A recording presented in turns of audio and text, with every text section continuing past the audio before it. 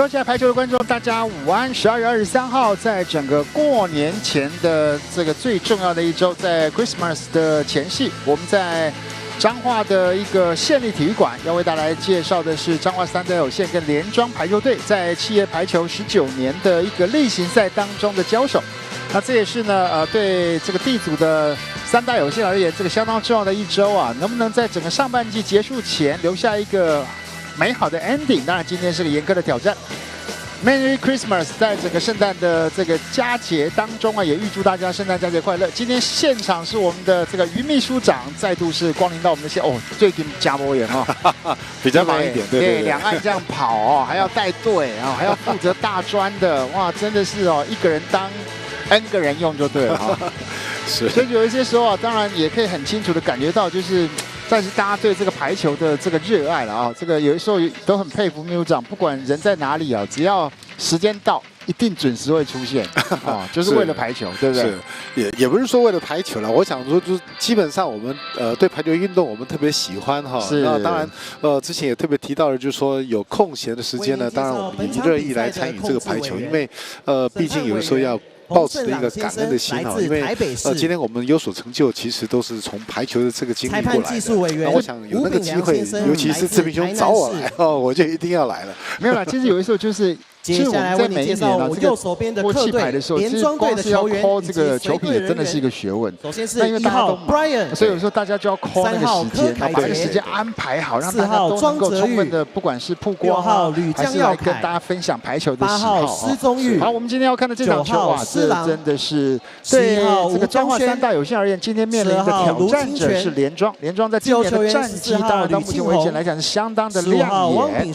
目前仅在前2周。败给了这个屏东台电1场，那目前是一个6胜1败的一个成绩，排居战区的第2位。那对三大有线而言呢，虽然说还要努力，不过最起码在上个礼拜，也就在这个地方开胡了，直落3击败了云林美金龙。哦，那场比赛赢的是相当的漂亮。对，尤其在第1局的时候，只让美金龙拿到了12分哈。那这个的比分呢，确实让大家有点惊艳哦，代表说在彰化三大有线来讲的话呢，其实真的是很努力的在经营每一次的一个赛会呀。有些时候你也会感觉到，就是说，其实地方怎么样支持哦，那个反映出来的那个气势就不一样。对。那在整个彰化县政府、彰化县议会各方的支持之下，出钱出力，而且第一个场馆的修缮啊，像这个场地我们也很久没来了，哎，发觉今年气盘能打了。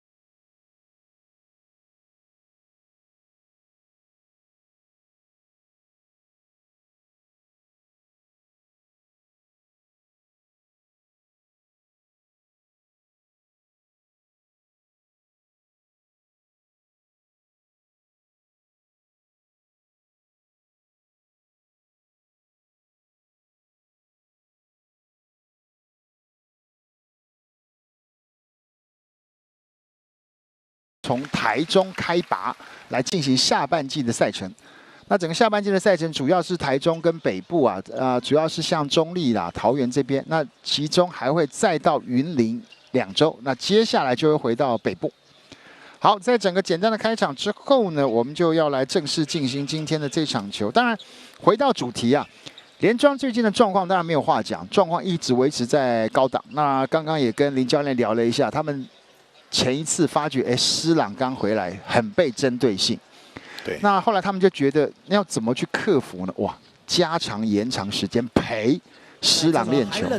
哦，这真的是有点那种陪公子哥读书的味道、啊。对，因为毕竟我们看到的施朗他所站的这个位置哈，他是一个主力的攻击手。那所谓被针对，就是说他的一个接发的问题啊。是。那当然，一个攻击手你在上面就是要接受到挑战。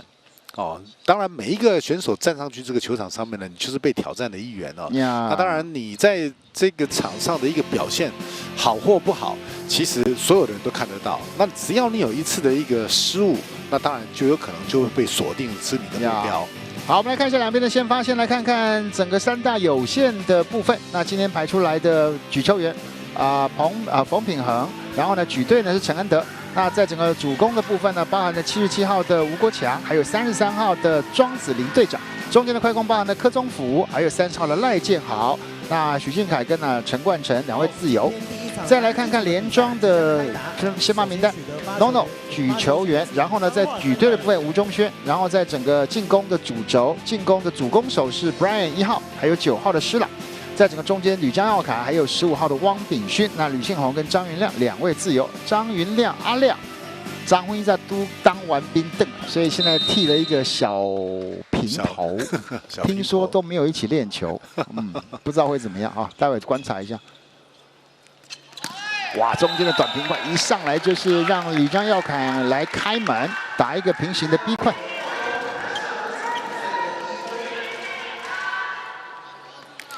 其实我们看到一个球队哈，他在大家都可以看到，其实，在各队里面的进攻点哦，都几乎是维持在3点，也就是说，2位攻击手加上一个所谓的辅举的这个区块哈，都是他们所谓主力的一个区块。但是你可以特别看到，在连庄来讲的话呢，其实就是像刚刚一开始志平兄所提到的这个吕江耀凯。 那吕江耀凯来讲的话呢，他在连庄里面扮演一个非常重要的一个角色，就是他快攻的一个角色。那其实我们可以看到，一个球队好跟坏啊，你只要看他的快攻的一个效果好不好。那其实可以看连庄这个球队来讲的话呢，对于他的快攻，他是相当的一个重视的。哇，这个球施朗的打点相当的高啊。其实有的时候看施朗打球，其实一样啊，这个球跳得轻松，100倍轻松，而且其实那个点垒的那个角度其实是蛮刁钻的。对。 这球直接4号位的一个强攻。哦 ，Brian 的状况也调得不错哦。陈恩德，哇，双人拦网前排中的吕江耀凯195啊！哇，这个开局连庄打的下给我，这应该算是强龙硬压地头蛇啊！连拿4分。 这个很不习惯，是奇怪。今天Brian 穿了一个里面穿了一个类似保暖衣吗？没有啦，反正就是一个运动的一个算是一个长袖的一个保暖的啊。哎呦，施朗第一次被考验，没事哦。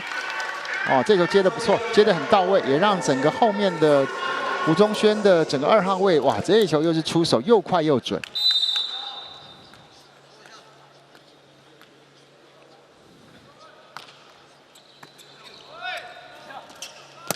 好球，打一个时间差。其实我们从前几场看得出来，就是说，其实3大有限虽然说在经验值跟身材没有特别好，可是基本的队形跟那个信心已经打出来了哦，就是真的不能急啊。对。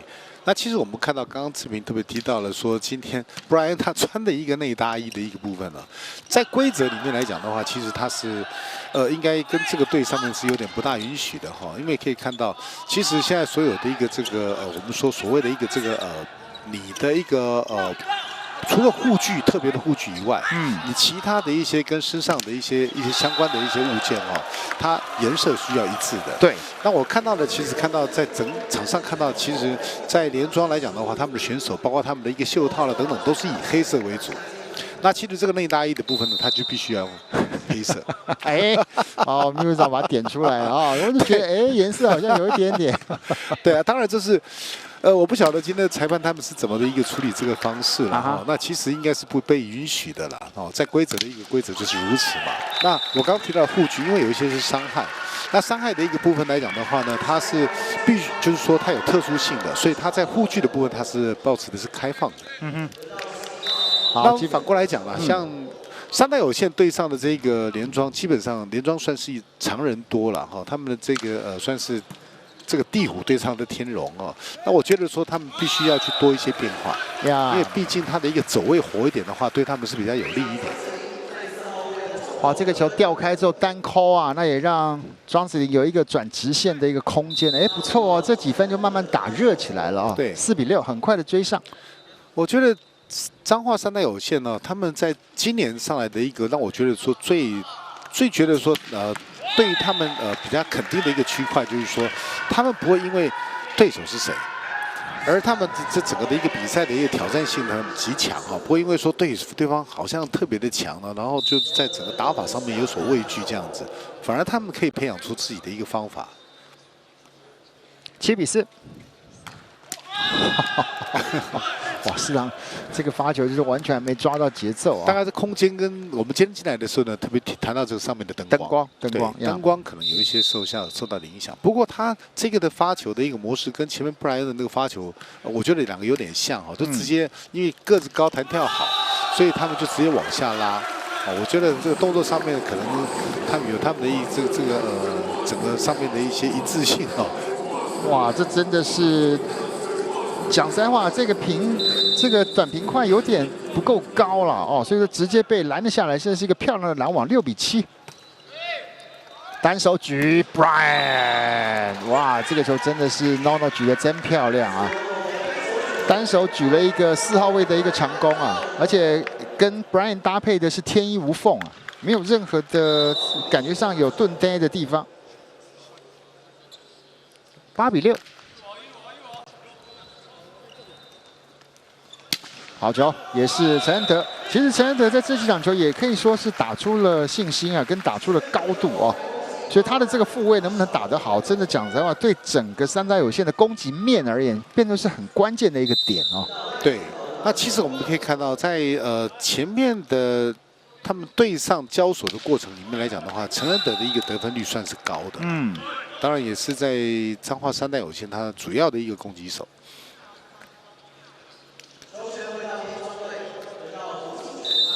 Nono 的发球9比7。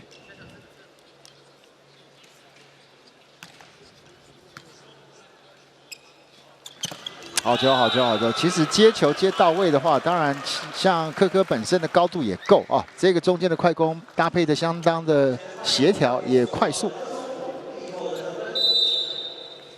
其实你真的发觉三代有线真的是这几场球，不管是赢球了，还是对台电打5盘呐，你就发觉那个气势跟那个心态上是稳的哈。对。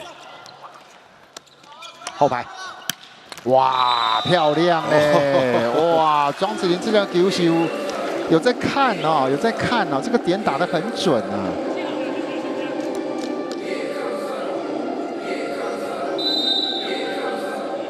哇，上礼拜在主场赢了云林美金哦，整个彰化人都沸腾了啊，有这种感觉啊。对，那个真的是非常的不错，就是说在主场又赢了首胜啊，这个是他们在这个三大有线里面呢是最雀跃的呀。好，布莱恩的发球，目前仅你1分领先，10比9。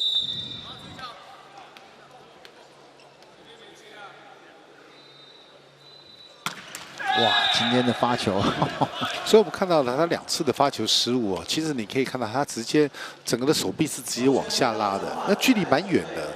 那我觉得说可以应该再多一点推抛的一点动作了，因为毕竟角度的问题嘛。然后再加上他的一个躬身的一个部分，也可以多做一点啊。好，这球救回来，有机会。奥赛。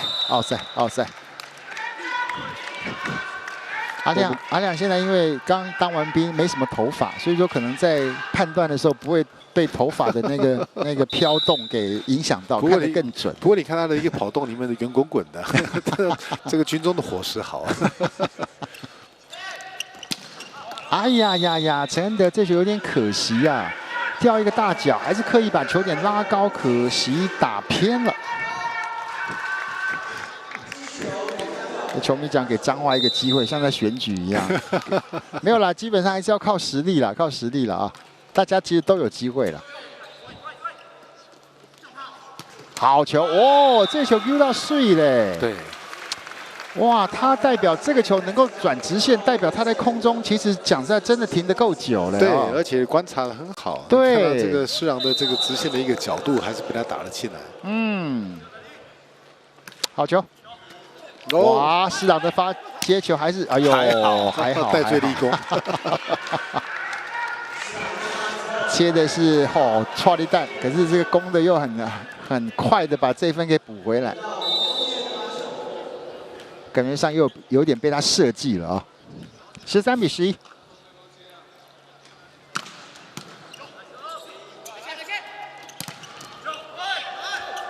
其实不错哦，到目前为止，整个三大有限的整个阵型，又在接球的部分，对方的整个类似那种跳发，他们的整个接球的球感是很好的哦。嗯。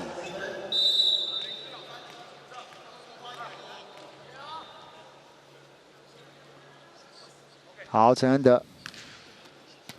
哇，施朗的接球还是比较没那么到位了啊。嗯，三大有限机会来了，后排补一个。 国强的一个攻击出界呀，这球稍微给的短一点点哦。哇，蛮可惜，这几个攻守转换没有把握住啊，所以说分数还是维持这2分的差距啊。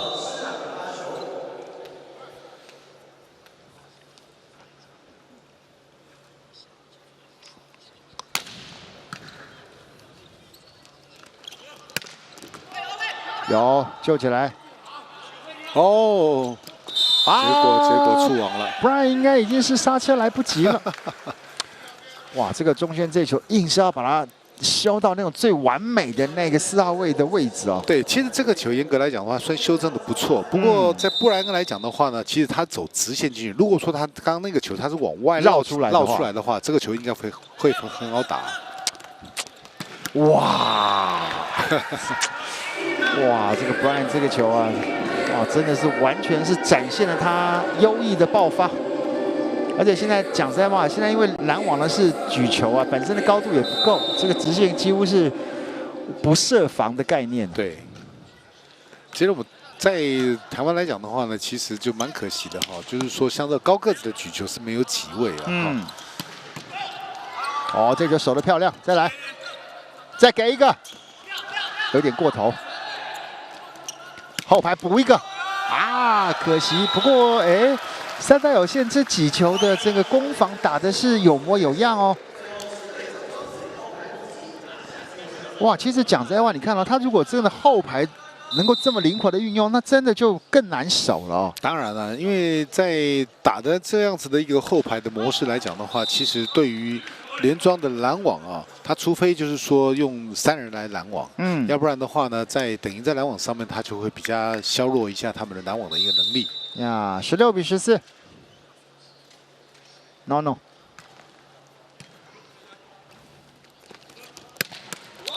哇，这球一样，刻意的想要往哪边走，已经被对手给识破了。对，当然你可以看到，他确实这一次的一个布莱恩里面，他有往里面来靠哈，但是基本上这个是吞下去哈。如果说这个他动作再做完整一点的话呢，其实他基本上应该是可以拦有机会的啊。对对对，有机会。那其实整个的一个形态里面呢，在连庄他看的也很清楚了，所以说三大有限他必须要再更灵活一点。 哇，这2次重锤都没打过 ，Brian 再做一个跳举，不过过头了。这球给谁？硬切还是救起来？还有吴国强。哇，单只要扣死 Brian 那就真的太难了。对，那其实你可以看到，真的这次的一个拦网啊，它基本上它的高度是可以对得上的。不过在整个拦网的手的形态里面呢，它是有点就是分开的这种模式。那当然，在这个他的手臂的动作并不是在很协调的情况之下，不是很完整啊，对，所以就被打喷掉了。呀，中间的快攻被挡住。 哇，又是被吴宗轩抓到了一个快节奏。我刚刚镜头上看到了邱老师啊，大家给他秀秀，他这2天喉咙不是很舒服。那我们刚刚已经快送1颗德国的维他命 C， 让他赶紧补强一下。18比15。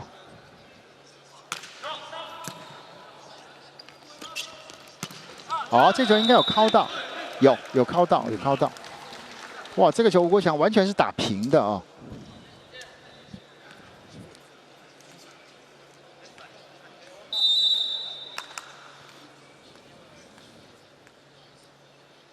2分的差距，哇，很轻松的哦。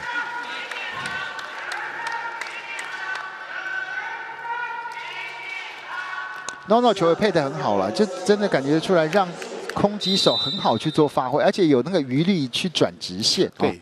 其实你可以看到 ，NONO 他的一个球速来讲的话呢，他最主要举出的球是有球速的哈，但是还有一个就是高度，所以在这样的情况之下的时候呢，他的选手可以打快，但是也可以做高打点的一个打法。呀，还是这2分的差距，17比19。柯宗福。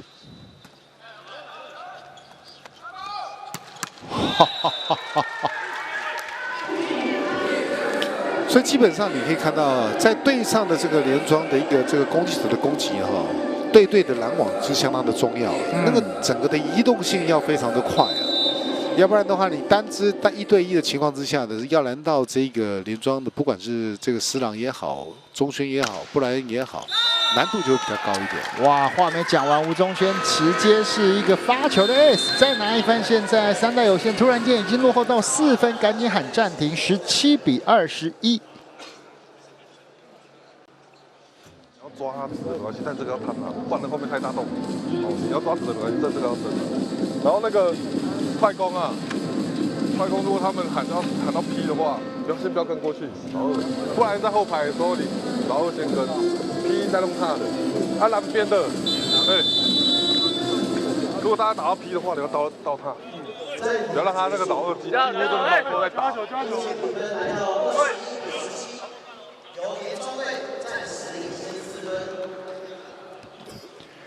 好，我们来看一下3代有线最近这几场球，当然重点就是16号对云林美金农的这场球是直落3过关了啊。那这场之前也跟连庄在12月10号在屏东有过一次的交手啊。那前面2场对上对手都能够最起码拿掉1局啊。不然，哎呦，中间这2个发球都很重啊。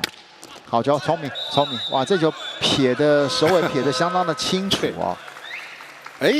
触网，结果是触网啊！庄子霖触网，因为这个球被拦回去，虽然弹到了界外，但毕竟这个球啊，它时间是比人触网慢了一点着地啊。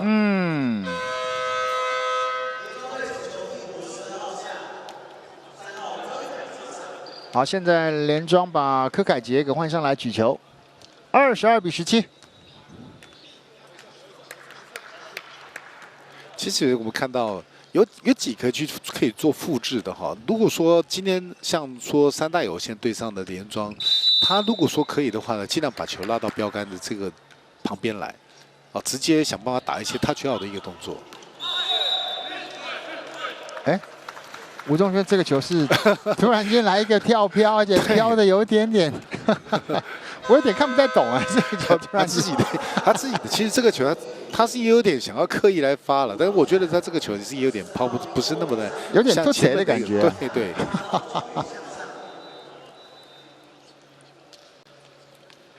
好，这时候在连庄在整个3代有线把这个庄宇翔给换上来，18比22，4分的差距。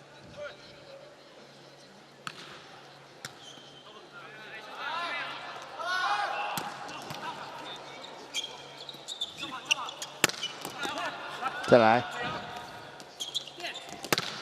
啊，硬要过还是过不去呀！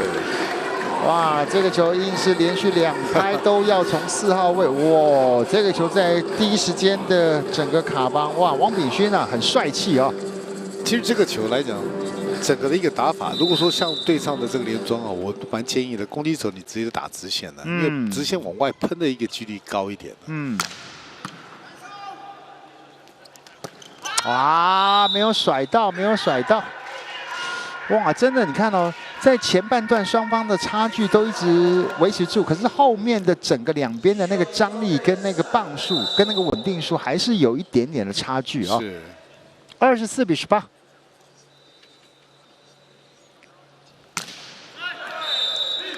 施朗的发球还是多了一点点。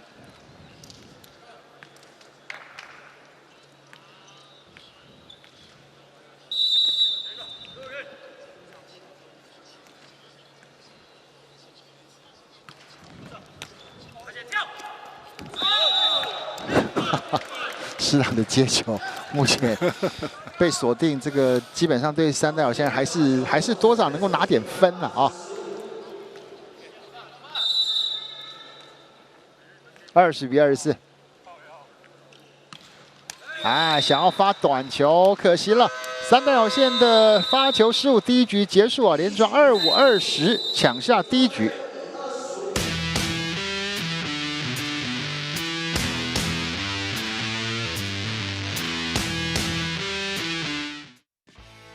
气牌19年，一起疯社群。进入气牌官网，完成会员注册及以下步骤，即可获得脸书、IG 专属滤镜哦。让我们一起燃烧排球魂！现在进入气牌官网，立即加入会员。勾选我已经阅读，立即加入。输入手机发送验证码，输入验证码。填写会员资料，就可以完成加入会员喽。7月19年甲级男女排球联赛，全新阵容，全新挑战。10月14日起 ，Fire 火力全开。加入气牌会员，享受更多活动资讯。赛季直播，一起见证巅峰对决。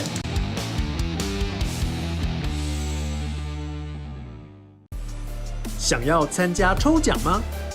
想要知道更多气牌资讯吗？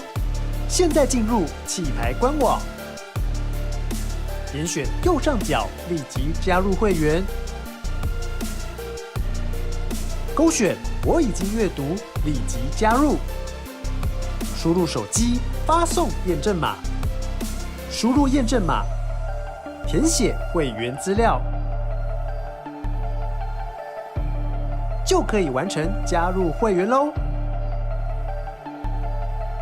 加入气牌会员，更多好康等着您。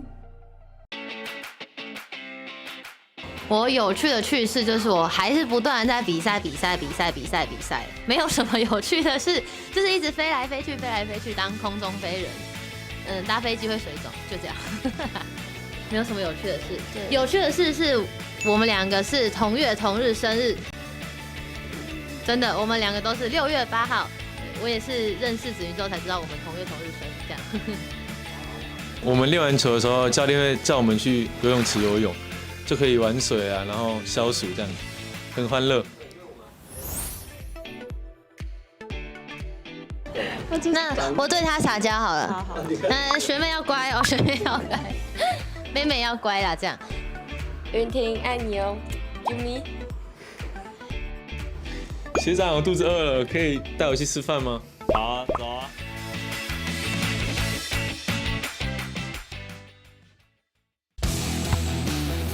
7月19年甲级男女排球联赛，全新阵容，全新挑战。10月14日起 ，Fire 火力全开。加入气牌会员，享受更多活动资讯。赛季直播，一起见证巅峰对决。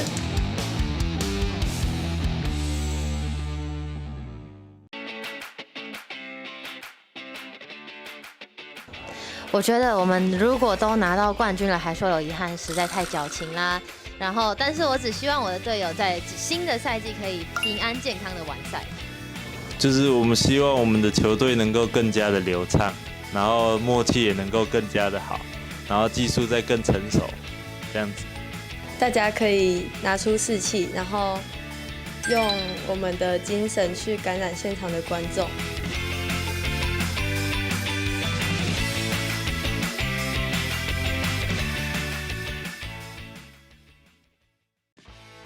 气牌19年，一起封社群。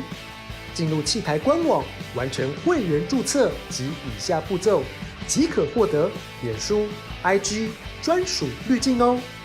让我们一起燃烧排球魂！现在进入气牌官网，立即加入会员，勾选我已经阅读，立即加入。输入手机发送验证码，输入验证码，填写会员资料，就可以完成加入会员喽。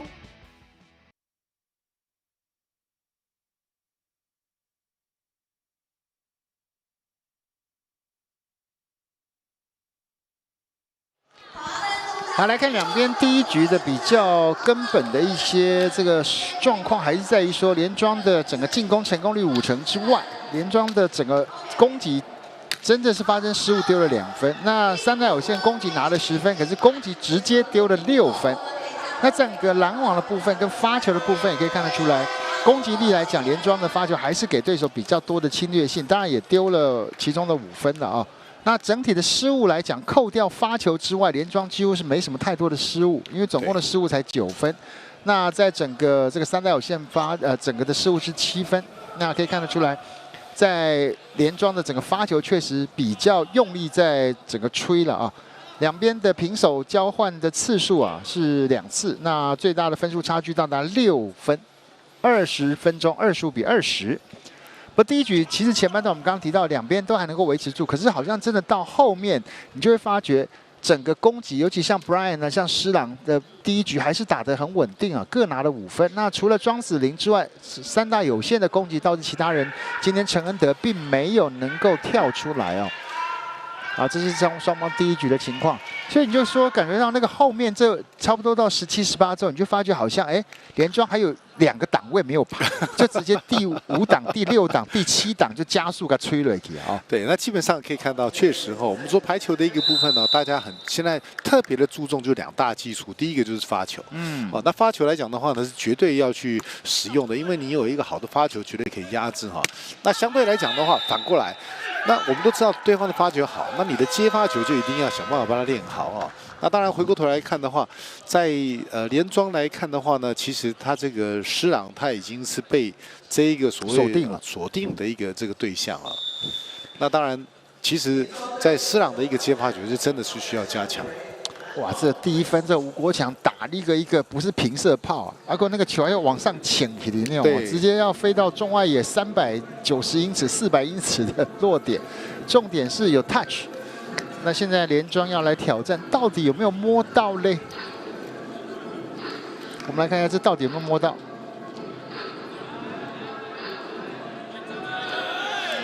没有，没有。哇，这个球是完全直的往上啊！对。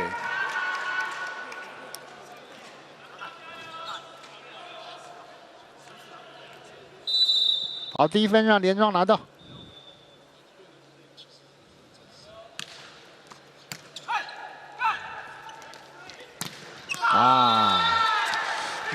出手真的不能够等哦，不能慢哦。所以说，其实。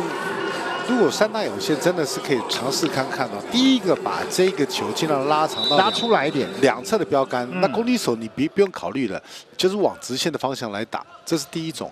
第二个，你拉出来了以后呢，其实中间的时间差是可以去考虑的。哦，所谓的考虑就是说，你中间时间差可以结合后排的一个部分，可以去考虑看看，尽量的把他拦网的人员把他拉开来了，就是不要让他们能够去有机会去做双人组合的一个拦网，加大他的防守面积啦。对，因为你把他拉开来以后呢，你对你的攻击的一个这个就比较得力一点哈，但是你要看到后面的这个连庄的防守是怎么样的。吴宗宪这个4号位的攻击也是踢到了大铁板。 哇，单抠啊！哇，陈恩德啊，也是抠斜线抓得死死的。2比2。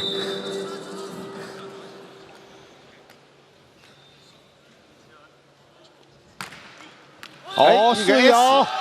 哦，吴国强直接就是一个对角线的 S 球。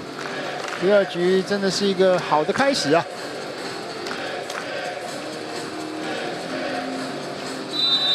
哎，你看第2局，果然你看刚刚这个秘书长提醒了，现在Brian换成黑色了啊。哎，不，他是有备而来哦，各种颜色都有准备。不过这个情形是正常是不应该发生的。是啦，因为你在一开始的时候，你还没下场之前就要处理，裁判就要看到这个问题，就要去马上去要求去做一个更换了。因为我们在正式的一个比赛的时候呢，这个裁判的时候他就要核对号码，就是说你场上今天你登录的这些选手，你在上面热身的号码，他一个一个对啊。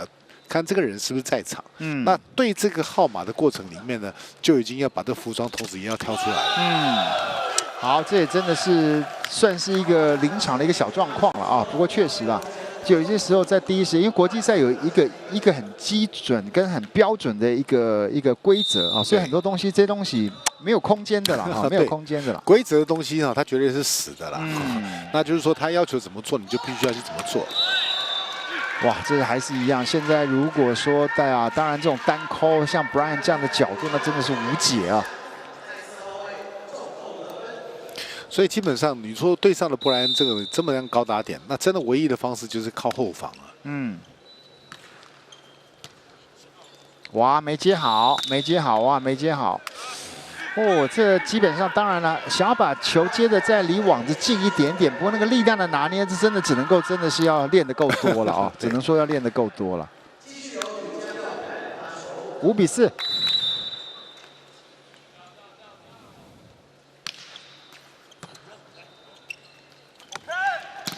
好球，好球！哇，这个球庄子林也真的是留到最后啊，往侧边给撇下去啊。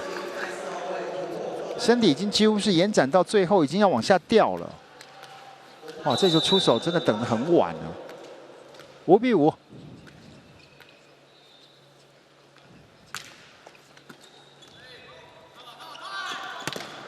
好，这球前排有拦一下就好多了。陈恩德有机会，好球。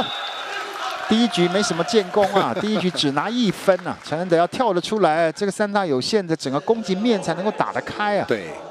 那其实他在前面几场比赛来讲的话，尤其第1场是遇到的这一个连庄的时候，应该是在11月12日那个时候，他个人拿下了有17分的。放短被抓回来，好，这球配的不错，不会守的不错，后排补一枪，没打死。哎呀呀呀！不然这个做的太漂亮，做成了一个。 被举的对方的一个骂包啊！其实你可以看到，连庄的选手来讲的话，应该是平常他们就时常在玩这些的所谓的一个乐趣化的排球。我为什么叫乐趣化的排球？你可以看到前面的 NONO 的一个部分，他跑动的过程里面，他就举一个那个球不是特别的高，中轩马上跟上来了。刚刚不然这个球其实他也是举得很快。 这个球又是一个例子啊。那基本上在整个打法上，你说这种球，当然背举之后有点像打长的 P， 可是是一个背举的 P。对。那也就是说，平常在练习的过程里面呢，大家就培养这样子的一个默契在这里面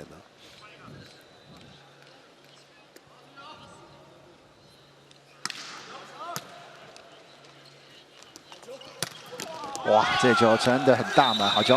打点够高，而且这球棒数也有哦。第2局这个前半段的整个攻击力，真的要来看的话，跟第1局做比较，整个3大有限要比第1局的火力更加的旺盛啊。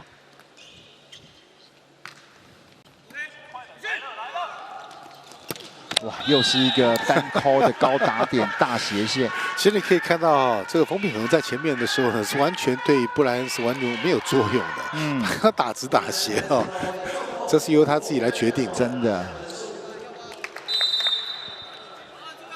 7比8。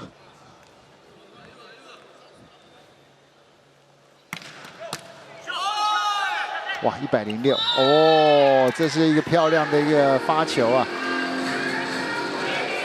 其实像这种的一个强力的一个发球啊，动作没有必要做的那么夸张。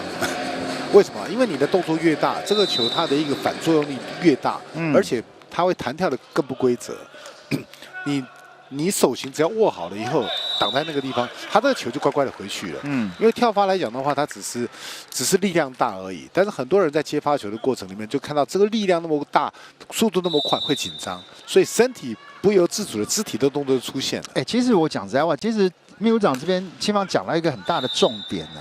你看还真正扑了，身体的重心压低，那姿势标准，轻轻的垫着的话，对不对？根本不需要任何身体太多的动作，对不对？其实接发球最重要的一点呢，就是说身体不要去做太大的晃动，对不对？要稳定。对，你晃动越大的时候呢，它其实它的一个变化就越大了。哇，这个球真的是吴国强啊，真的身体延展到最后，从2个人的缝当中找到了一线生机，这分拿到。所以刚刚没错了，不管对方再怎么强，他再强，你就是一样的动作，就是稳就好了，对不对？点在那边就好。其实我们就简单做一个，我做一个简单的比喻好了。今天你把一个球你用最大的力量去打在这个墙上，这个墙壁它还是直接就反弹上来。除非就是说你把它刻意制造一个旋转，它才会产生一个这个往左旋右旋的一个现象。但这个球它还算是规则哦。那如果说这个你把自己当成是一面墙，这球正确的打到你这个身上的时候，其实它这个球是正确的就是它也是直接反弹回去。对。好，现在这个中半段才刚要开始啊，现在考验的还是三大有限的接球的稳定度。NONO 的发球11比10。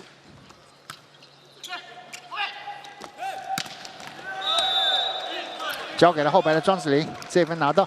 其实你可以看到啊，如果说在三大有限，他可以打这样的开网，对于连庄他的拦网啊，自然他就得不到他的一个占有太多的便宜啊。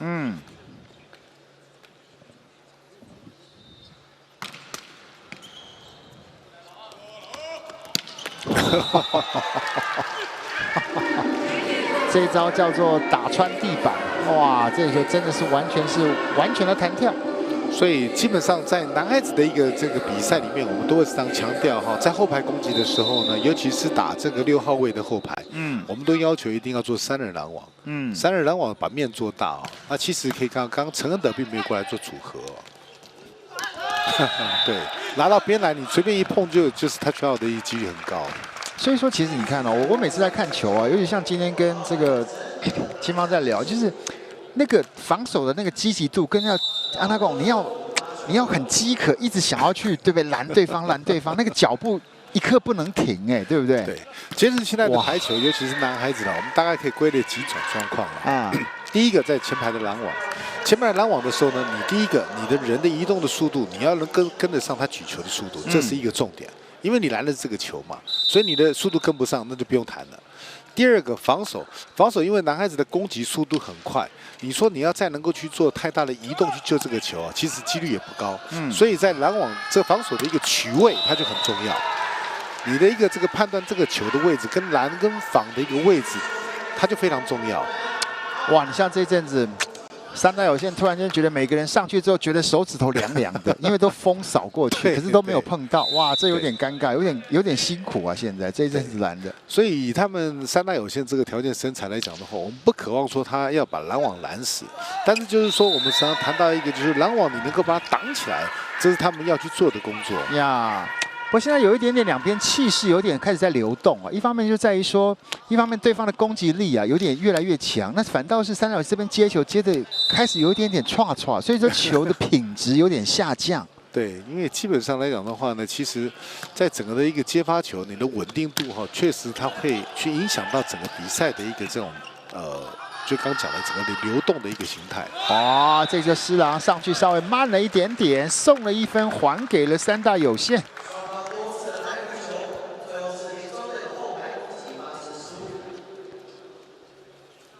13比15，不，男生的要求真的是更细了，因为大家的速度都太快了。太快了。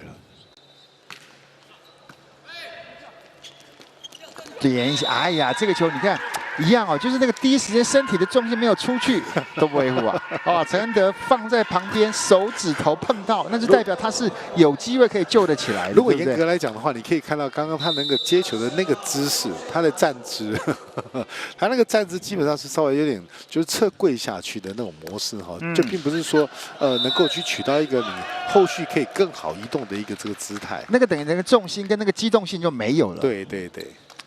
哇，这好多都是细节。你讲在这些细节累积不起来的话，就很难对像攻击力这么强的队伍，你就很难有防守、攻守转换的机会。对，这是很现实的问题哦。好，这就顶住这球后排补一枪。哎呀呀，哎，阿亮给面子。没法度。哇，这阵节奏其实讲实在话，连庄打得很快哦，而且打点又打得很高。这球 Brian 打得很聪明啊，打了一个 touch out， 当然他很清楚知道直线是谁啊，所以他有绝对的高度的一个大优势在。17比14。哇，再次发球直接的得分 ，Brian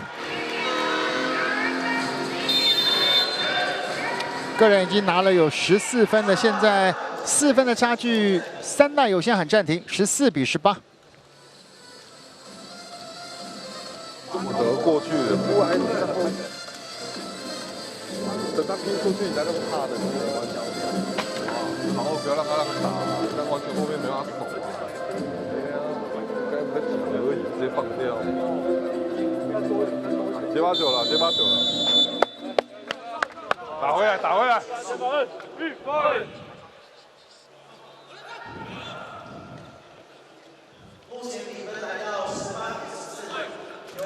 有的时候打球真的这样了，我想这个问秘书长最准了，比赛给我对手惊掉啊，对不对？尽管他跳得很高，尽管他打得很用力，发球很强，你不能被他给压住啊，对不对？这边又说到这个重点，就是说，对方他明明就是那么强，那你今天你要去跟他比赛。那如果说你一直觉得说对方他很强啊，那你就不用打了啊，就干脆就猜拳画还出够机会，对不对？因为你变成这样的一个心态来讲的话，就没有那拼斗的那种精神。排球就是要去拼斗。那其实我们可以看到，以我们成人队实际上出去到国外比赛，那个在场的每一个都比我们还高啊，但是我们还是要硬拼啊。你硬拼的一个过程里面，你还是有赢的机会。所以这个是一个在三大有限对上连庄也是一样。他就是要用无畏的精神来去，然后找出他的一个这个制胜的方程式的，也就是说找方法。哦，这球漂亮，有点短，不然还是硬扣，这球被拦回去在界内，好球。所以基本上来讲的话，临场它很重要。对方的今天的状况里面来讲的话，这教练他的功能就是说马上要临场去看得出来，我们该用什么样的战术来去使用。其实有时候我们在讲说带着钢盔往前冲，虽然说听起来好像是一句玩笑，可是讲在是你真的要有办法，就带个钢盔往前冲打死不退。哦，施郎颖失误哦，这个球打得太大脚了，打斜线失误哦。现在让彰化三大有限连拿2分回来。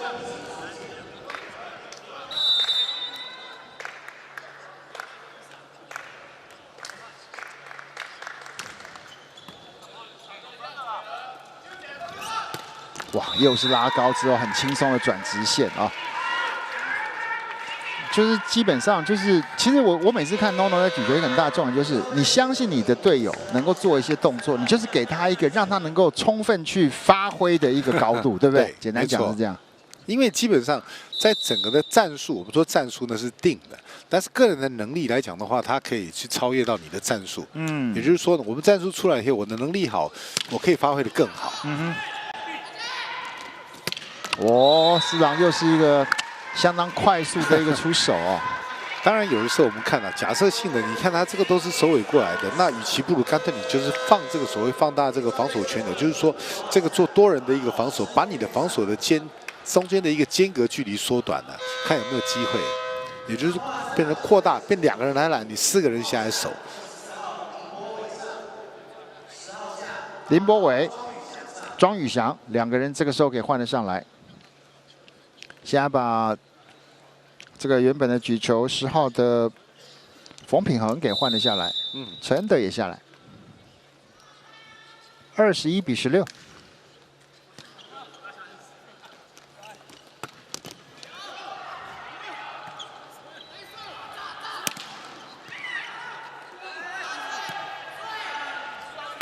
啊，顺脚秋桂，施郎，这如果你真的要讲这个团队当中，施郎还算是这个球感，其实讲的算起来是比较没那么稳定的哈，对不对？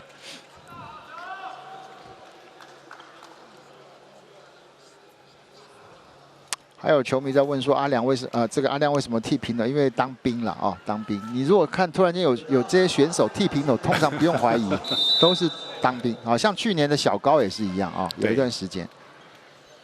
17比21，哇，这完全是自导自演，自己接，然后往4号位切，哇，这一球漂亮啊！对，不过像刚刚这一球，如果说吴国强过去做组合的时候呢，说不定他还可以去拦到一点点的一个路线啊。所以真的是前排选手一刻不能闲呢、啊。对，就是观察了哈，前后排都是随时在观察。转直线，好球，就是直线来跟他打。因为你直线打绝对有好处哦，因为大部分的人拦斜线的居多了，那你直线就是一条缝，你可以来打，就算被他拦到了，他缺out的一个几率也高。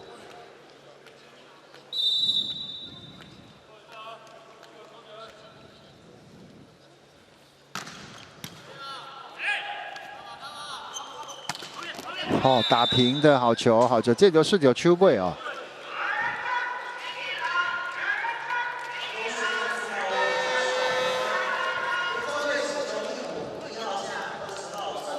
好，现在连庄把宋博蒂换上来，让 Brian 退场休息哦。目前23比18，第2局。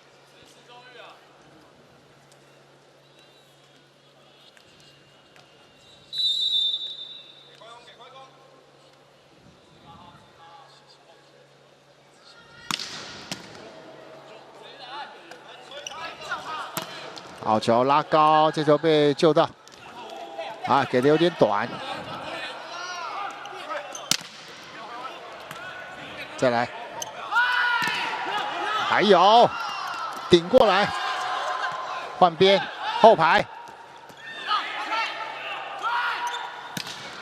哇，整个节奏哦，其实对，有的时候看排球，有的时候像什么，像在踩舞步一样，谁前谁后，谁进谁出，那你的举球手的位置什么时候绕过来，来赶紧做这个辅助举球，哇，这真的其实那个节奏感要很好啊。没错，24比18。打排球的真的是他第一个，他整个的一个这个韵律要非常好。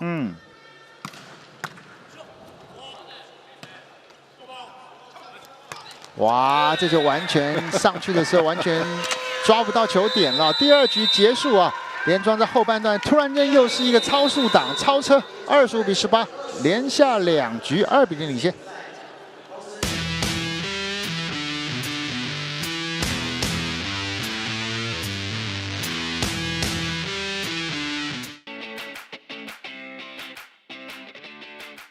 有，就是平时上，就是生活，不管球场上还是球场下，都对我们蛮好的。就是刚进来会特别照顾我们，然后带领我们进入这个球队。有，我觉得就是在球场上，然后像上次开幕战的时候，其实学姐都就是失误，她都是鼓励比较多，所以我觉得有。就是学长们在场上都会鼓励我，不然就是叫我放开来打，就不会让我那么紧张。然后在场下的时候，他们会带我去玩或者是吃饭之类，培养感情。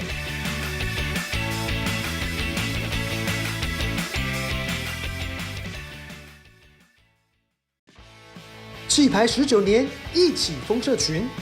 进入气牌官网，完成会员注册及以下步骤，即可获得脸书、IG 专属滤镜哦。让我们一起燃烧排球魂！现在进入气排官网，立即加入会员，勾选我已经阅读，立即加入，输入手机发送验证码，输入验证码，填写会员资料，就可以完成加入会员喽。7月19年甲级男女排球联赛，全新阵容，全新挑战。10月14日起 ，Fire 火力全开，加入气排会员，享受更多活动资讯。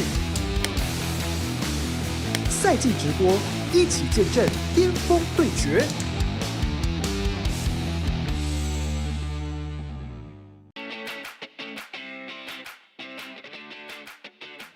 就是玩手机、玩游戏、打电动，然后不然就是好好的在宿舍里面休息。我喜欢出去外面走走，因为自己喜欢到外面散步，然后逛街、听音乐这样。我是尽量都待在家里，比较喜欢睡觉。对，我也是，就是因为平常比赛跟训练都很累，所以只要难得有放假的时候，通常就是待在家，然后追剧、看电视之类的。确定要问我吗？我从休赛季开始就是一直的比赛，到前几天才回来，所以我就是不断的练球、比赛。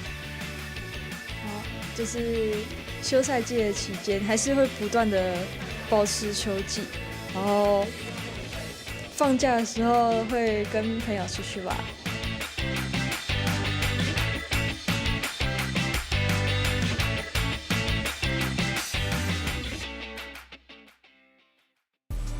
想要参加抽奖吗？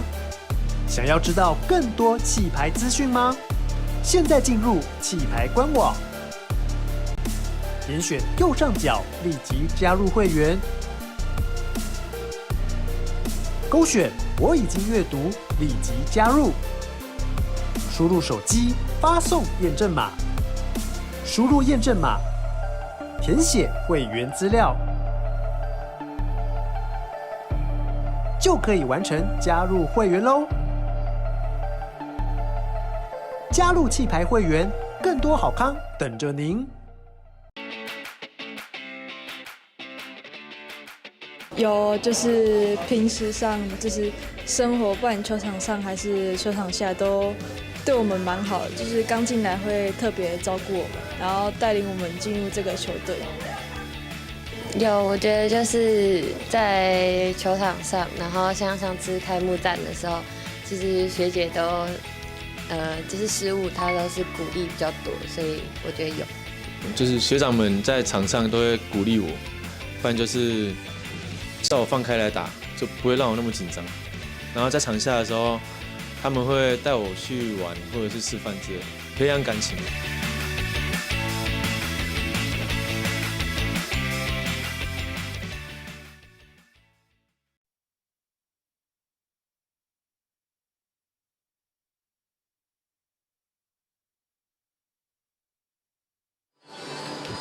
好，我们看到在整个第2局的整个状况是跟第1局是比较类似，还是在于说攻击的一个火炮的整个密度啊。三大有线仅仅在攻击拿了10分，丢了2分。那连庄在攻击就拿了16分，丢了4分。那在整个第2局，两边各有2个拦网的得分，罚球的部分连庄多拿了这么1分，两边各有5次的失误哦。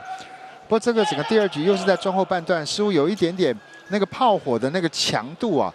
让整个三大有线在整个拦网各方面来讲，就是有点跟不太上啊，而且也没有很积极的去拼抢每一分，也使得那个拦网的密度跟后排几乎讲实在话是不太好防守啊。对。那当然，我们看到了，确实在连庄，它主要的发展还是在它的攻击的因为毕竟是打点特别的高，所以可以看到它在整个的攻击面的一个区块里面呢，其实是比三大有线这个好处太多了。Brian 还是在第2局贡献了7分，施琅、吴宗轩各4分。那陈恩德在第1局只有拿1分，第2局拿了4分，庄子霖、吴国强3分跟2分。不过在整个攻击的一个这个得分的效率方面啊，跟密度方面。那这也包含就是在第2局，其实三大有线比较多是在整个接球不到位了啊，所以第一波的攻击比较不能够掌握。哇，真的是有点会不会太轻松了啊？打点拉高啊，还是让三大有线在所谓的这个拦网这一块来讲，变得有那么一点点捉襟见肘啊。目前施朗今天也拿9分了。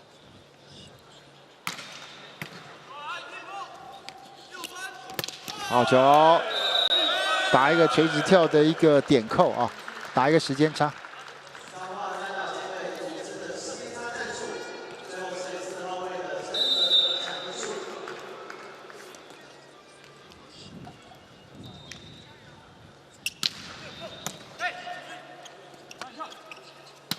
我还是要拉高。其实有的时候，像我们在这2年当中看到 Brian 加入了台湾的这个企业排球，那我觉得对台湾选手真的是一个很好的一个机会了。你就非得要练跳得更高，手型更好，而且2个人的站位要更把，你才有办法去拦到，要不然就是基本上你会有很大的挫折感，对不对？布莱恩的加入里面呢，确实刺激到大家会针对在这个弹跳的能力想办法再去寻求更高了那当然大家很清楚知道说你有高打点嘛，那确实在整个攻击的一个部分呢是比较得力。但我倒觉得说，在整个的一个部分，我们应该做另外一个反思，就是说，当我们遇到了这样子这么会弹跳的人，我们该怎么去应对？因为绝对很多人的一个身材条件，他不见得是。或者是说他的肌群呢，能够去像发展的这么好，那我倒是觉得说，反过来讲，你应该是要想办法说，我们的一个队伍怎么面对到这样子的一个能力的人，我们该怎么样去应对？那这个是要去学习的，而且是比较重要的呀。对，而且这有的时候你会怎么样？你会被逼得不得不进步。再一点就是你也没有太多时间等待啊，因为其实讲实在话，每一年你没有成长的话，很快就会把那个落差会越拉越大。对。哇，这就有点过头。陈德拉长球，这一球还是没扫到。对，你可以看到这个球的这个球飞出去的一个球质它是有点接近有点倒转的。就整个手的一个这个包球并没有包到很好，而且出手的时候这个旋转度也没有做好。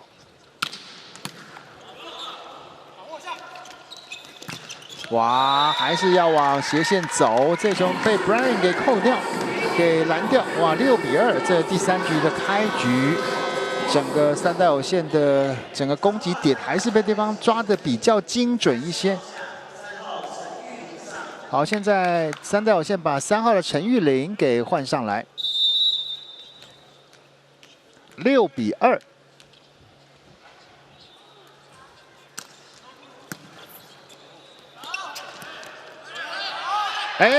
没人上去。哇！其实这个球这样。就近的应该这个球上来以后就近的，应该陈玉玲上去处理这个球是比他接近的。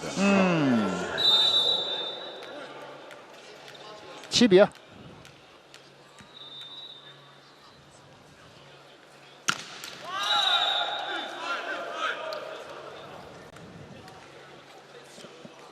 好，现在连庄要换人，要把简明君给换上来，让吴宗轩退场休息。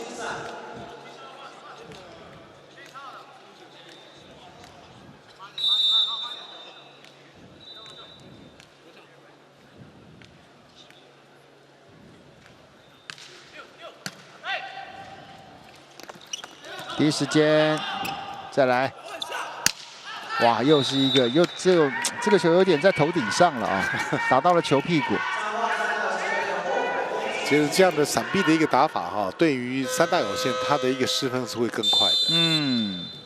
哇，这第3局的整个状况，前面的这个破坏力不足之外啊，失误出现的确实是太多了。3-8，现在是三大有线喊暂停。没关系啊。把你们也是很勉强的举这个平常都是往那边举好好的。照理讲，平常都往那边举，但是你因为他没有想多啦，正常举就好了，不让他下去打了，就是要让他下去动着啊，少那个感觉啊。这一点，他那个有可能有，可是这个裁判没有停下来，为什么你要自己停下来？哇，现在第3局的情况也不啰嗦。现在连庄拿的8分当中，其中有4分是对手失误。在连庄的整个发球后的整个接发之后的攻击成功率有6%啊，这领先的对手超过了20%。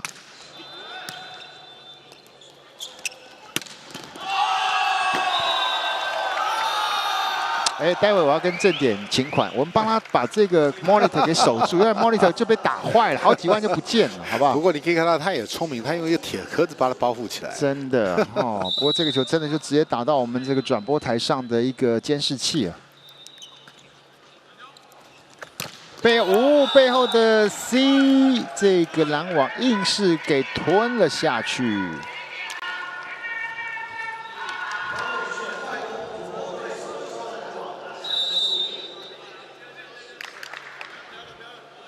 9比4，有了，好球，好球，好球，陈安德。其实你可以看到，在彰化三大涌线，他目前整个的进攻，我们说攻击手只要不失误的情况之下，其实他后排的一个部分，他的一个得分率算是高的。嗯。好，现在把施宗玉给换上来，吕金浩凯退场。4分的差距，5比9。哇，这个球完全是飘过头了。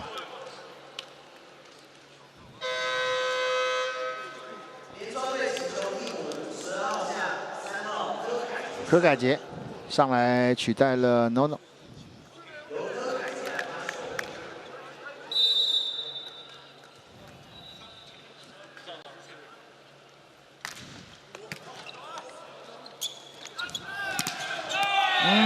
还想要如法炮制，不过这球被施朗给拦了下来。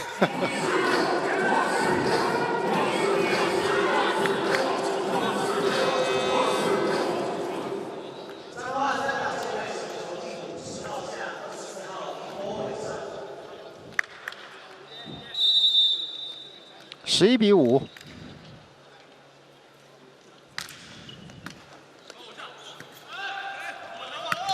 哇，还是一样，还是一样。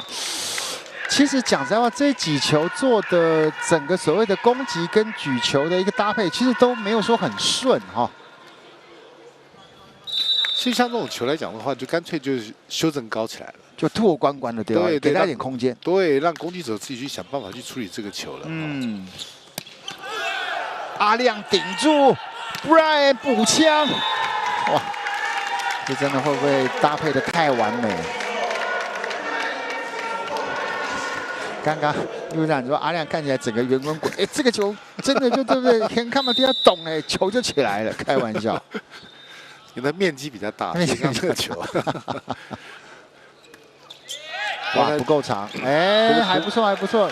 不过以阿亮这个角度来看的话，觉得不开心，阿亮不开心，阿亮不开心。阿亮说：“以我多年的经验，这球应该厉害啦。哦，那也在棒一鬼。不过他这样子跑来跑去，我真的一直看着他，真的越来越像米其林了。6比13。哇，地板今天会破很多个洞啊。这个的烟雾做的相当不错，你可以看到整个快攻就完全吊起来了。对。”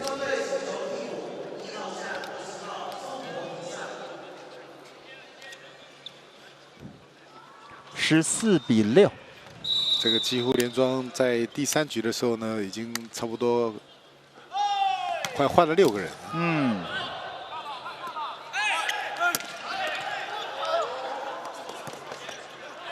哎，哇，有不敢放，不敢放，有，结果是个失误。哇，这哪招啊，阿亮？得分。哇！ 阿亮送出一个高远球，竟然直接得分，想都没想到，破坏了对方的阵型。确实，这颗球啊，其实刚好在线边啊，这个放不放哦，这个是两难哦。但是像这种情况，干脆就认真的把它接起来吧，就不要想那么多了，对不对？不要考自己这么难的问题啊。我们实际上会说，当你没办法判断的时候呢，你就把它接起来。呀，在前一场这个新北中仙跟这个台北精华林书豪也有一球也是类似这样，在整个就是9米线的附近判断，后来决定放掉，真的是界内。对。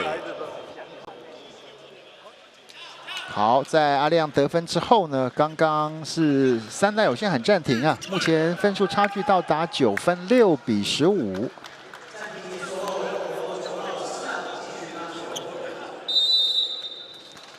来看看施朗继续发，9分的差距。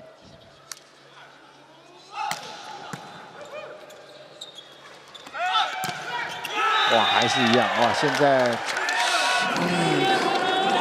完全打不过去了啊！哇，这球也是宋国廷漂亮的一个单人拦网，16比6。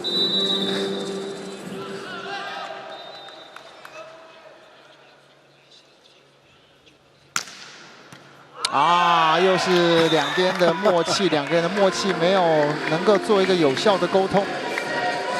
再下一分，17比6。 其实可以看到，刚刚两个人的接球的时候，先互相看了一下，那代表说有一种心态，就是说我这个球期待，对，期待你来接这种感觉哦。这真的是一个心理上的一个状态的转变了啊。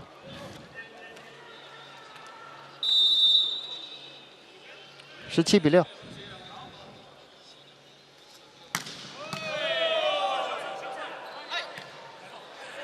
哇，整个又被破坏掉了。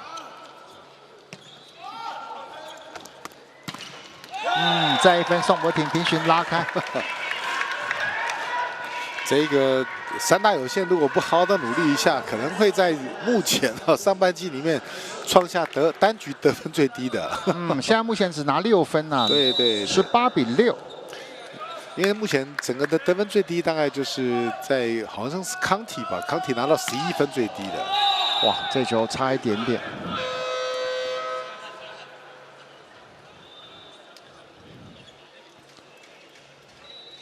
不过有的时候真的是了啊，真的球队真的不能够打闷掉，你就是非得那股气要一直咬住哦。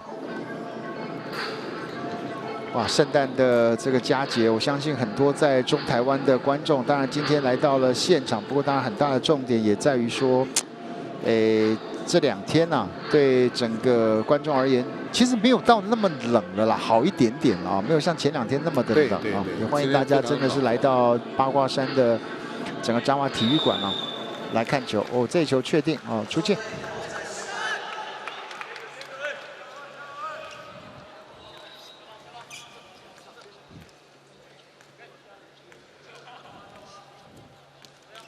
7比18。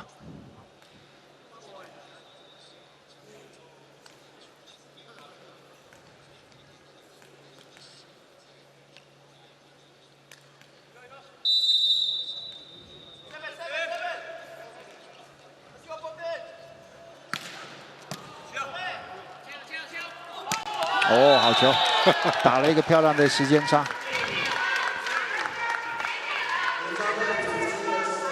快攻的掩护之后啊，躲在后面的简明君。好，现在连庄再次换人，把陈冠明给换上来，王比勋退场。19比7。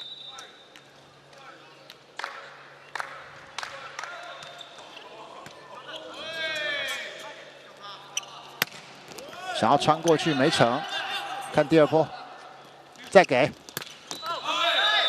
还是慢啊！这个出手还是慢了啊！这一次的攻击感觉上，这个球第一个拉不够长，拉不够长的时候呢，基本上看到又要转直线哈。那庄子霖他又想转直线，其实那个球直接用斜线来打，应该因为是单人拦网，应该可以推过去的。他转了直线，反而自己转出界外。 直线好球，这球有，陈安德。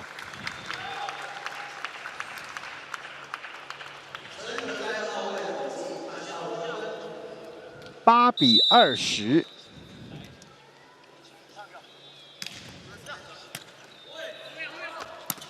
啊，这个撇得漂亮，陈冠铭。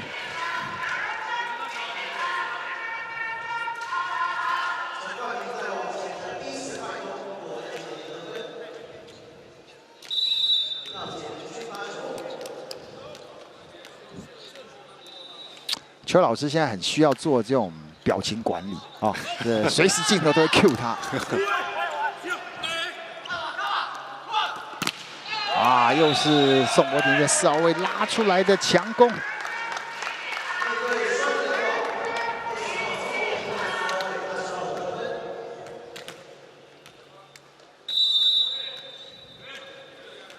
22比8。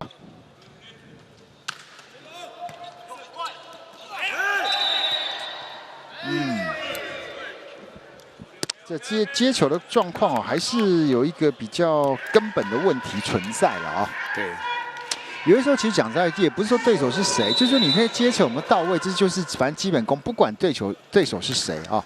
当然了，我们刚刚一开始提到的发球跟接发球这两个是非常非常重要的。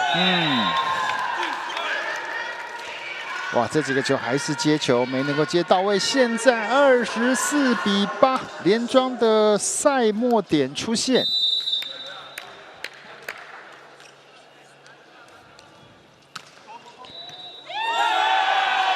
哇，这个接球的失误，比赛结束。连庄在第3局只让彰化3大有限拿8分了，25比8，直落3，击败了彰化的3大有限，拿下今年的第7胜，目前是7胜1败啊。那对3大有限而言相当的可惜，不过明天还有一场主场，继续加油。好，我们稍微休息一下再回来。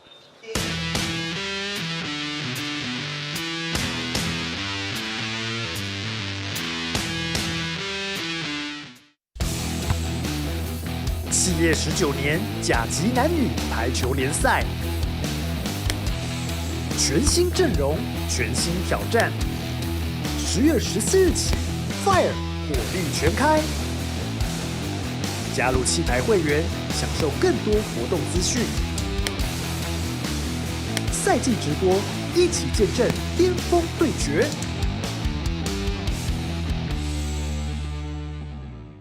加入气牌会员，加入气牌会员，掌握赛事一手资讯，气牌大小事一网打尽，气牌大小事一网打尽。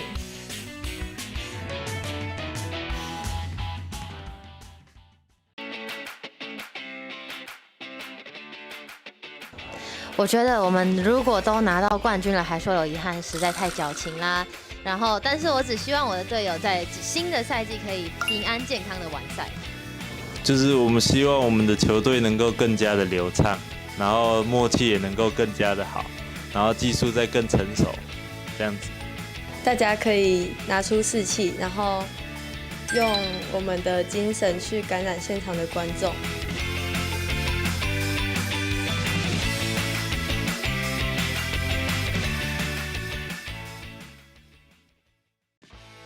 气牌19年，一起风社群。进入气牌官网，完成会员注册及以下步骤，即可获得脸书、IG 专属滤镜哦。让我们一起燃烧排球魂！现在进入气牌官网，立即加入会员，勾选我已经阅读，立即加入，输入手机发送验证码，输入验证码，填写会员资料。就可以完成加入会员喽！企业19年甲级男女排球联赛，全新阵容，全新挑战。10月14日起 ，Fire 火力全开，加入气牌会员，享受更多活动资讯。赛季直播，一起见证巅峰对决。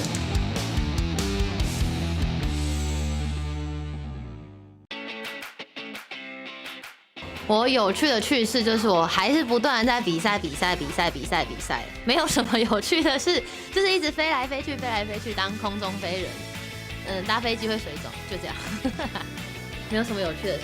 有趣的事是我们2个是同月同日生日，真的，我们2个都是6月8号，我也是认识子云之后才知道我们同月同日生这样。我们练完球的时候，教练会叫我们去游泳池游泳，就可以玩水啊，然后消暑这样，很欢乐。那我对他撒娇好了。好。那学妹要乖哦，学妹要乖，妹妹要乖啦，这样。云婷爱你哦 ，Jimmy。学长，我肚子饿了，可以带我去吃饭吗？好啊，走啊。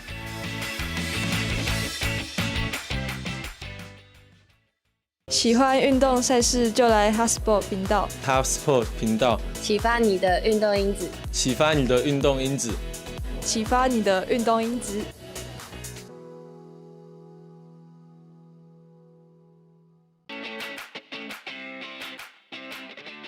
其实因为今年我们球队的异动不大，然后外援也没有变，依然是我们的最强左手外援毕亚，然后加入了 HBL 冠军的班底子云还有梁代。那其实我觉得我们还是力拼卫冕冠军。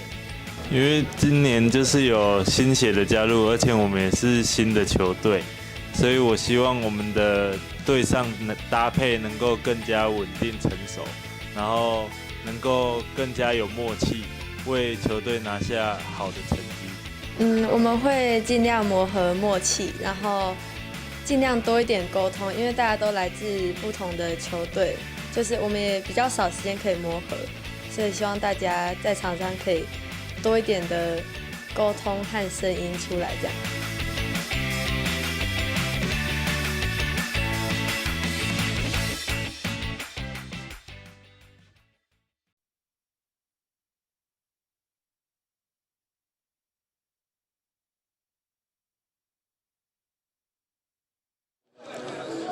好，我们今天在赛后来邀请到我们的林清峰教练，还有 Brian， 还有就是阿亮张云亮。首先跟这个林教练稍微聊一下，其实整个队形再加上这一阵子你们在上一次也提到说，包含就施朗来了之后要做搭配，所以感觉像好像大家练球的那个氛围，而且很多球的配合都可以感觉得出来，就是平常练球真的有让这个节奏加快。那每个攻击手都能够打得看起来是很流畅，所以说是不是这阵子的整个练球的气氛跟整个状况是特别的融洽？对，那我们就是有因为上一次的输球嘛，所以我们有做了更多的调整，然后甚至连就是做一些可能接发球上面的位置的加强，跟就是提早训练啦，这样就是把训练时间拉长，这样对，然后做一些完整的调整，这样。那施朗接球会不会自己压力很大？有啊，他还是给自己的压力很大，对吧？今天还是有几颗感觉他不是没有接得很就是顺手这样。我们待会再问阿亮有没有给施朗一些提醒。我们先跟 Brian 聊一下。Hi Brian, always 20 point easy, right? So this is the second years in Taiwan. So compared to last year, any difference? For me, of course, we do have new teammates and we do rebuild to our teams because 2 of our first 6 went out to, like the Twins played another country. So we do rebuild and this is, I think, not so big deal, but it's easy to recover. Yeah. 我在问他说，这个他是已经第2年了，有没有什么不一样的地方？他说，当然，团队的变化并不是有一些太多的变化，当然有些队伍离开，队员离开。不过基本上来讲 ，still very work hard, right, for this team. Every day, every training, every game, we must do work hard because it's not easy to get the championship, and we must practice every time. We must practice, train hard, and play hard also. 所以还是可以看得出来态度啊。那他也一直表达说，其实还是团队的整个训练，这个相当的努力，要一直维持在这个最好的状态，并不如想象中那么容易。So Christmas, yeah. So any plan for tonight? I think my wife planned to go somewhere, but I think she wants to go like a mountainside to see nature here in Taiwan because she really loved the nature here in Taiwan. 老婆来了，所以说老婆可能要跟他一起去，比如说爬山干嘛了，看一些比较自然的景观。OK，congratulations， 阿亮，自由得分，这是一件很不容易的事情啊。今天你做到了，那1分对你来讲有什么特殊的意义吗？其实我就因为场馆比较大，因为我也是第一次打到7年来第一次来这个场地，应该是说7年也是第一次来。对啊，因为协会应该是第一次来这边办，所以我第一次来的时候，我觉得场馆都很大，我想说，就因为在练球的时候，我试着把球打得很高，因为其实不太好接，所以我刚刚在临场的情况下，我就把球敲得很高，然后刚好因为球下降其实蛮快的，刚好其实那个球一开始是从奥赛出去的，然后他不知道为什么就慢慢就飘进来，让对方的自由球员刚好直接落地得分这样。所以记得把这段影片录下来啊，以后剪给女儿看。爸爸拍白球的自由，爸爸有丢分哦，不是自由都得不了分哦。好，那因为刚刚了解说你是因为补充兵役，所以说服了12天的兵役，所以说现在已经算是服完兵役了嘛？对。所以说之后就不会说哪一天再看到说，阿亮怎么又不见了？不会了。对。那捡了一个小平头打球，会感觉上不太一样吗？会啊，因为蛮凉的。像这礼拜是天气变化真的蛮大，我早上起来整个头皮蛮凉，很不习惯。那现在女儿的状况怎么样？对。还不错啊，都很好，养得还不错。啊，已经多大了？5个多月了是。那你每天需要，比如他会睡过整个晚上，需要你起来上来帮忙摇、帮忙喂奶吗？不用，因为现在大概3个月之后就已经睡过夜，算蛮天使宝宝。OK， 好，幸福的爸爸，而且看阿亮打球一直都是很快乐。好，谢谢3位来接受我们的访问，也预祝大家3位的这个圣诞假期跟球队的状况都一直很好啊！谢谢 ，Congratulations again，Thank you。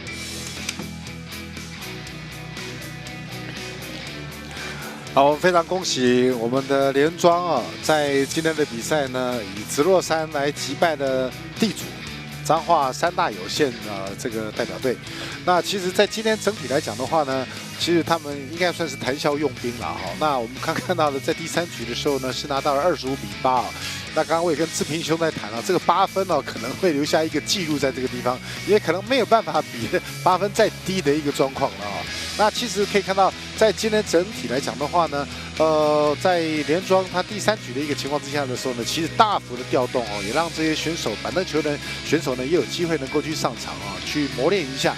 那毕竟呢，在一个好的球队来讲的话，其实需要能够14位的选手里面都能够去用得上哈，随时都能够调得上去，来去发挥他们的一个这个效能哈，是比较有效果的哈。那其实，在3大有限来讲的话，我觉得他们还要再勇于去挑战哈，因为毕竟遇到这样子的一个这个高强度的一个对手来讲的话，其实在7点里面比比皆是。那为了能够让他有更好的一个成绩来讲的话呢，必须要增加自己的稳定度，然后再提升自己的一个这个技术战术。对，其实刚刚青满提到的重点，其实你遇到这种不同层级的这个对手，有时候真的就是要更珍惜每一个机会，因为那个过程，那个整个每一分啊，都应该会有很多的学习跟成长啊。不过当然，这个强度跟整个难度确实是蛮高的啦啊。所以说讲实在话，这也就是球队之间来讲，当然你就必须要真的去激励督促你自己。那甚至说有的时候，我相信说像青芳在当教练也会都一直不断的重复看带子啊，去看看到底是过程当中，可能当下有的时候就来不及，可是之后要真的要了解，到底是发生了什么事情，对不对？其实我们看到这个联赛哈，它最大的一个好处就是说，让各队可以去随时收集到各队的资讯。也就是说，这样子的，不管是说我们上去年的7连18，跟今年的7连19，包括我们目前已经完成了例行赛的一个这个赛会，那其实各队里面的可以去探讨一些所谓的一些他们的打法。那我们说，实际上谈到了一个情搜嘛，情搜不外乎就是从各队的一个打法战术里面，从大数据里面挑出来，我要怎么去应对它。那其实这是各队里面它非常重要的哈，而且我们可以看到，在整个的打法里面，我觉得我们比较欠缺这个区块了。就是说，在比赛的过程里面呢，选手打的都是蛮自由化的哈，比较没有那种针对性的，就是说可以去应对，尤其是在拦防的一个区块。好，拦防的一个区块呢，我觉得是可以再去琢磨一下。但是发球的部分是没有问题的，因为大家都很清楚知道说，反正站上去的3个主要的接球员。就是2个主要攻击手，我就是发这2个为主。那现在发球的一个战术里面确实执行的还不错，但在这个拦防的一个部分呢，要去再琢磨一下，因为对手有一些特性哦，可以去琢磨一下区块，对自己比较有帮助。这就是所谓的可能要有针对性的布阵了啊！这个布阵不仅是用在比如说棒球场上，其实排球场上也是蛮重要的。好，今天就2边的数据，当然看到，其实很大的差别在攻击的成功率跟失分。对整个三大有线来讲，光是失分失了有18分了，哇，这就是比较大的一个差别了。好，今天接下来将是台北康体跟桃园台湾产险2个也是排球的这个重点大专院校的一个对抗。那当然也要请大家继续锁定在 Eleven Sport， 还有呢那个 Hasbro 跟整个气牌官网的粉丝团。那今天谢谢在我身旁的于清芳于秘书长，也谢谢您的收看啊！我们下一场精彩的气牌球赛再见了，拜拜，拜拜。